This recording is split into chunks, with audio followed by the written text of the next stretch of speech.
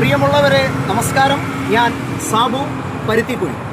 ഞാനിപ്പോൾ നിൽക്കുന്നത് തിരുവനന്തപുരം ജില്ലയിലെ വേട്ടമുക്ക് എന്ന സ്ഥലത്താണ്. എൻ്റെ തൊട്ടു പുറകിൽ കാണുന്ന ഈ ചുമട് താങ്ങി 500 വർഷത്തോളം പഴക്കമുണ്ടത്രേ. ഈ ചുവട് താങ്ങിക്കുമുണ്ട് ചരിത്രങ്ങൾ പറയാം. തിരുവനന്തപുരം ജില്ലയിലെ തിരുമലയ്ക്കടുത്തുള്ള വേട്ടമുക്ക് എന്ന സ്ഥലത്തുള്ള ചുമട് താങ്ങിക്ക് ചരിത്രപരമായും സാംസ്കാരികമായും വലിയ പ്രാധാന്യമുണ്ട്.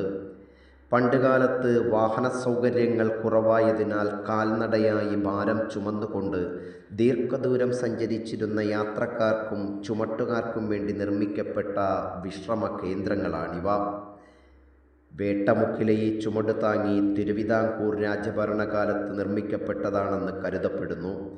ഏകദേശം 5 അടിയിലധികം ഉയരമുള്ള ഈ കൽത്തൂണുകൾക്ക് മുകളിൽ വലിയൊരു കല്ല് കുറുകെ വെച്ച നിലയിലാണ് ഇതിൻ്റെ ഘടന. മറ്റൊരാളുടെ സഹായമില്ലാതെ തന്നെ തലയിലെ ഭാരം ഇറക്കി വയ്ക്കാനും വിശ്രമശേഷം തിരികെ തലയിലേക്ക് എടുക്കുവാനും സാധിക്കുന്ന വിധത്തിലാണ് ഇതിൻ്റെ ഉയരം ക്രമീകരിച്ചിരിക്കുന്നത്.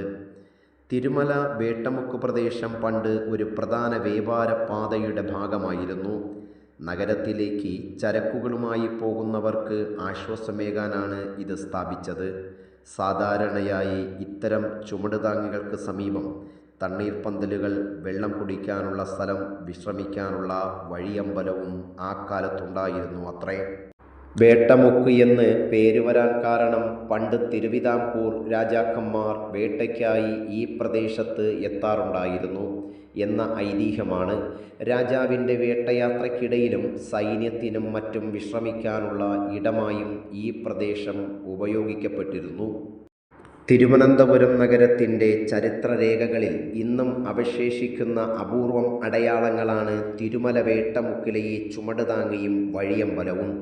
നൂറ്റാണ്ടുകൾക്ക് മുമ്പ് കാൽനടയാത്രക്കാർക്കും ചരക്ക് ചുമന്നു വരുന്നവർക്കും തണലേകിയിരുന്ന ഈ പുരാതന നിർമ്മിതികൾ ഇന്ന് വിസ്മൃതിയിലാവുകയാണ്.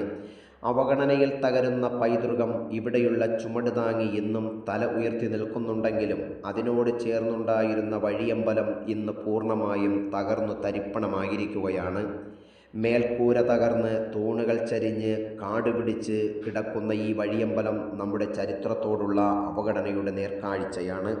രാജഭരണകാലത്ത് നിർമ്മിക്കപ്പെട്ട ഈ വിശ്രമകേന്ദ്രം അക്കാലത്തെ വാസ്തുവിദ്യയുടെയും പരോപകാര മനസ്ഥിതിയുടെയും അടയാളങ്ങളായിരുന്നു.